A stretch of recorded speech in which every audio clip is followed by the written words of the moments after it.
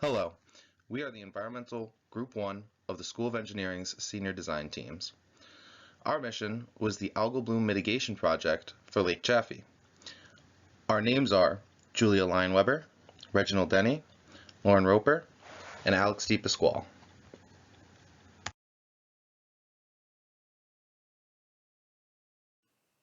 Lake Chaffee is a private, residential 52-acre man-made lake located in Ashford, Connecticut. They experienced their first major algal bloom recently in the spring of 2019, and there were adverse effects to the health and the aesthetics of the lake. Eutrophication occurs when there is an overabundance of nutrients such as nitrogen and phosphorus, and this triggers a rapid increase in algae growth. Our objective for this project was to investigate the causes of the bloom, design ways to limit nutrient input to the surface water, and to develop a comprehensive list of mitigation strategies for the Lake Chaffee Improvement Association. Several different options were analyzed to determine how effective they would be at limiting nutrient input to the lake and at removing algal blooms that are already present. Lifestyle changes, such as cleaning up pet waste and using different fertilizer, is relatively low cost and can be effective if all residents participate. Lake drawdown is already done at the lake and can help to cycle the water through the lake during an algal bloom event and is also very low cost. Algicides are relatively low cost as well, but can only be used once a bloom is already begun, and some algicides contain copper, which can be toxic to wildlife. Barley straw is another mid-cost preventative, as the breakdown of the straw creates hydrogen peroxide, which prevents any algae growth via a natural algicide. Septic renovation is another mid-cost option that would hold property owners to personal responsibility to either renovate or replace their systems with advanced tanks designed for nutrient removal. Ultrasonic algae treatment uses waves that sink algae and thereby kills the cells. The systems are relatively expensive, however, and 2 would be needed to cover the lake's surface area. Floating islands are another effective but expensive preventative that uses wetland plants to absorb nutrients so they are unavailable to algae. Finally, physical mixing is the last option we considered and works by destratifying the lake and creating unfavorable conditions for algal growth and limiting phosphorus release from sediment by increasing dissolved oxygen at the lake bottom. The utilization of the bathtub simplified techniques for eutrophication assessment and prediction model developed by William W. Walker Jr.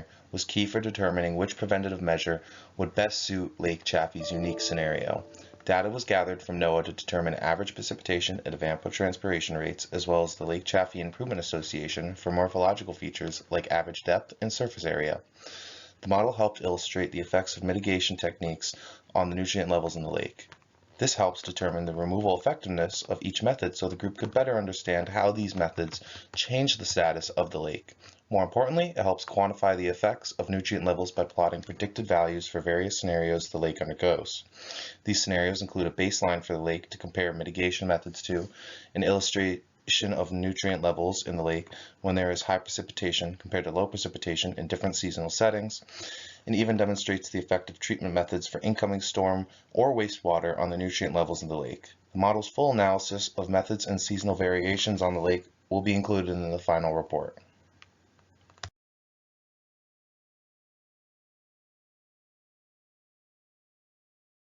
In order to expand our understanding of the treatment options available for the Lake Chaffee Improvement Association, we analyzed other local lakes who have experienced recurring algal blooms. Our goal was to make recommendations that would be practical, effective, and feasible by using solutions that have proven effective around the state. The course of action some lakes chose was to focus on mitigation strategies, running projects like lake maintenance, preventative measures, and septic renovation that can reduce the probability of a bloom before it happens. The Bolton Lakes in Vernon, Connecticut, for example, opted for a large project to rid of their septic systems altogether after recurring algal blooms in 2012. They received state and federal grants to connect to the Manchester sewer system and haven't had to use an algicide since 2015. But in the short term, while Lake Chaffee continues to study the seriousness of their situation, these studies provide insight on the types of algicides best suited for their climate, situation, and needs. These reactive solutions are for the immediate treatment of algae after a bloom has already happened. Used sparingly, they are relatively cheap and clean up algal blooms quickly. Many of these associations have teams of volunteers who monitor their lake quality. Their partnerships with state facilities allow them to test their water regularly and track their lake health for potential blooms. The meticulous information these teams collected was imperative to help us understand their solution methods. The most important contribution that each resident surrounding Lake Chaffee can do is limit their nutrient contributors, such as leaf mulch, pet waste, and septic systems. They can also look to attempt to limit their runoff that enters the lake directly.